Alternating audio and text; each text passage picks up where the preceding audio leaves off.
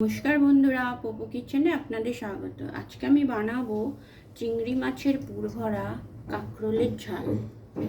এখানে আমি কাঁকরোল এইভাবে ভেতরের দানাগুলো বের করে আর এই কাঁটা চামচ দিয়ে আমি ফুটো ফুটো করে নিয়েছি। আর এখানে আমি নিয়েছি টমেটো, আদা, রসুন, পেঁয়াজ, যেটা আমি একটা পেস্ট বানিয়ে নেব। এখানে গোটা গরম মশলা থেতো করে নিয়েছি। এখানে স্বাদ মতো চিনি। এখানে আছে গুঁড়ো গরম মশলা, হলুদ, লঙ্কা গুঁড়ো, ধনে গুঁড়ো। এখানে আছে গরম মশলা গুঁড়ো। এখানে আছে চিংড়ি মাছ। এখানে আছে নারকেল, রসুন, একটা কাঁচা লঙ্কা, আর এখানে আছে ময়দা। আমি চিংড়ি মাছ, নারকেল, রসুন আর কাঁচা লঙ্কার একটা পেস্ট বানাবো। আর এখানে আমি নিয়েছি সাদা তেল। কড়াইতে আমি তেল দিয়ে দিলাম। এবার আমি কাঁকরোলগুলো ভেজে নেব।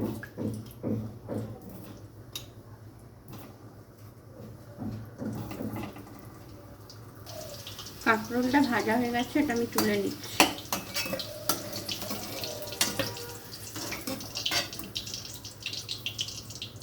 এবার এর মধ্যে আমি এই চিংড়ি মাছের পেস্ট বানিয়ে রেখেছি, নারকেল, চিংড়ি মাছ, রসুন আর কাঁচা লঙ্কা, এটা নুন দিয়ে মেখে আমি এটা পুর ভরে নেব।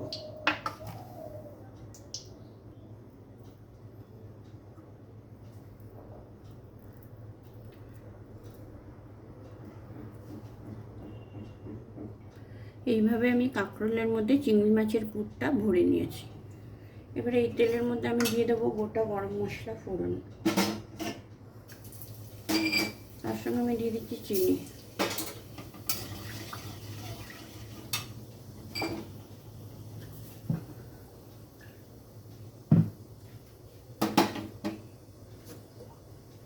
তার সঙ্গে আমি দিয়ে দিচ্ছি আদা, রসুন, টমেটো আর পেঁয়াজের পেস্টটা।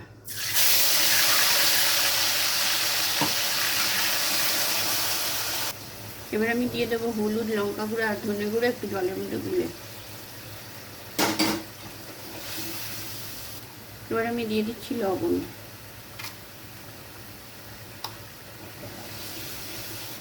এবার ময়দাটা আমি একটু জল দিয়ে গুলে দিচ্ছি।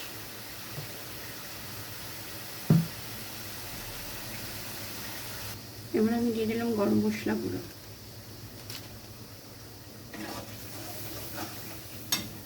এবার এদিকে আমি পুরগুলো, এই যে কাঁকরোলের পুরগুলো আছে যে আমি ময়দার গোলার মধ্যে এদিকটা ডুবিয়ে নেবো, যেদিকে আমি পুর করেছি।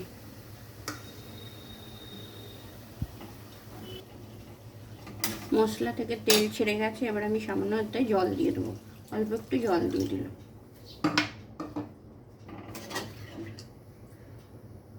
এবার আমি পুর ভরা কাঁকরোলগুলো এতে দিয়ে দিচ্ছি।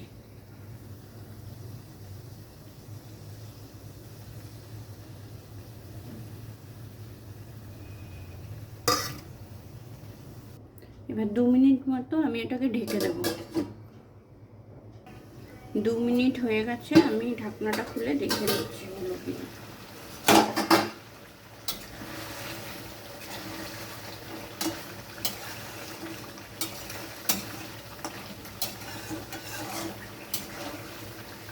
তৈরি হয়ে গেল চিংড়ি মাছের পুর ভরা কাঁকরোলের ঝাল। এবার আমি গ্যাসটা অফ করে এটা নামিয়ে নেব। রেডি চিংড়ি মাছের পুর ভরা কাঁকরোলের ঝাল।